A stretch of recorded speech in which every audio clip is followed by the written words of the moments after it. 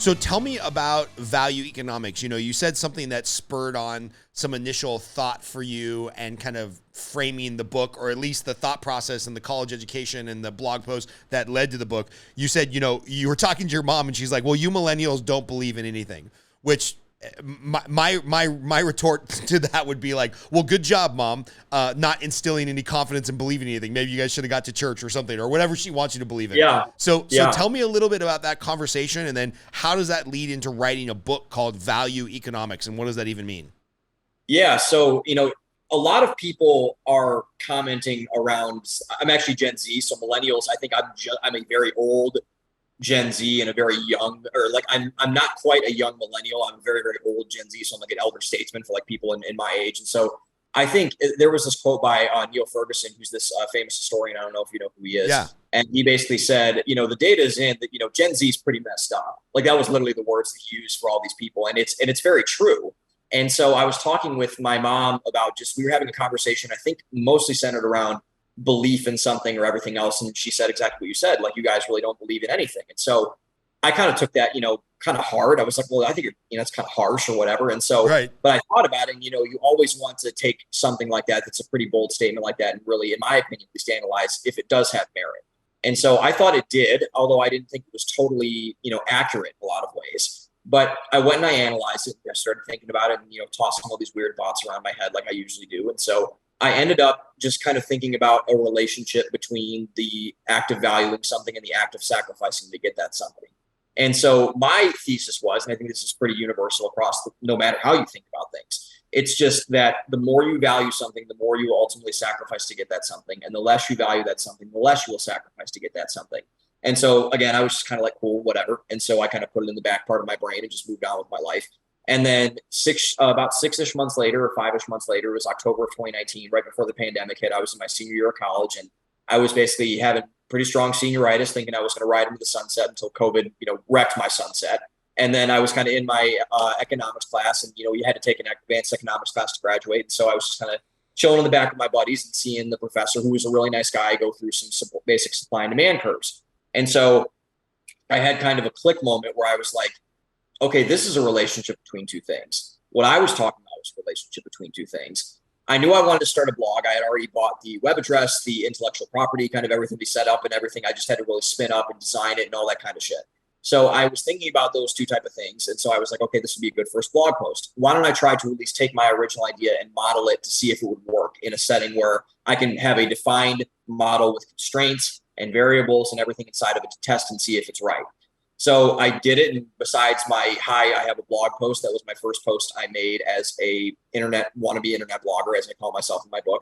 And so I, basically wrote the post, and it went over well, and I thought it made sense. And so the next month I said, okay, why don't I do and it was called Value Economics Chapter 1, the Value Sacrifice Trade-off, which turned out to be Chapter 4 in my book, Value Economics Study of Identity. And so the next month I said, okay, let's try this again. Let's take another economic model and apply it to something else in life. And I thought that worked pretty well. And so then Chapter 2 became Chapter 3, and then Chapter 4 and 5, 6, 7. And I think I stopped around 7, and I kind of analyzed my quote unquote body of work. And I said, I might have a trend here, because I do have most of a book written if I want to write a book. And I always wanted to write a book. I love to read. I love to write. I love to do all these things. I wrote competitively as a kid.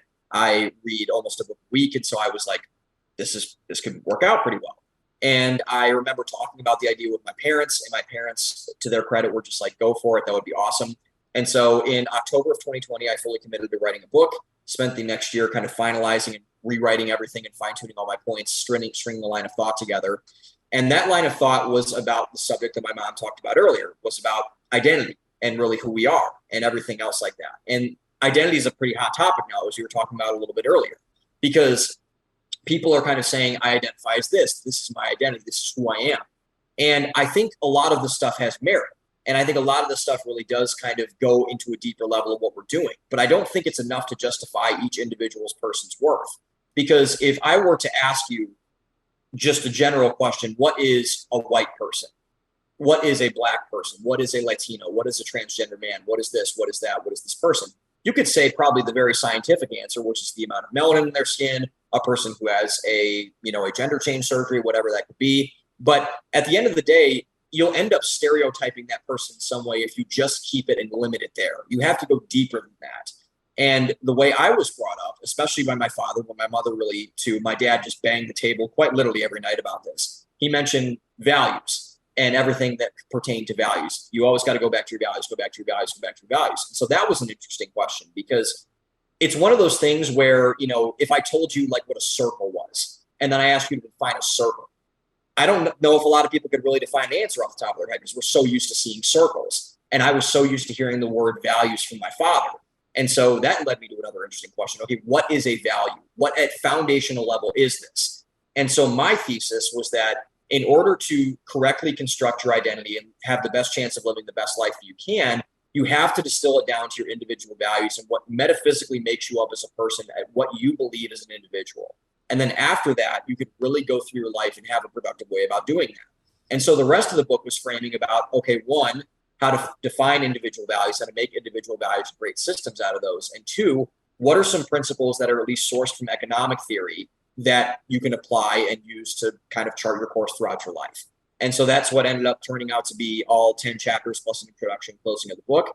And it went live on, and so basically I took that and I shopped it to a publisher that actually published David Goggins' book, Can't Hurt Me, and Tiffany Haddish's book, The Last Black Unicorn, and a couple of other very, very famous people that really went through there. A lot of Bitcoin influencers have had their book published through them. And I pitched it to their head of author talent, Miles Rote, and he loved it. And he offered me a deal on the spot. And then about 7 months later, it came out on June 28th of 2022 on all platforms, in ebook, hardcover, and paperback. And here we are, and it's been going pretty well so far. And, you know, obviously have my criticisms and have everything else, but that's kind of how it came to be.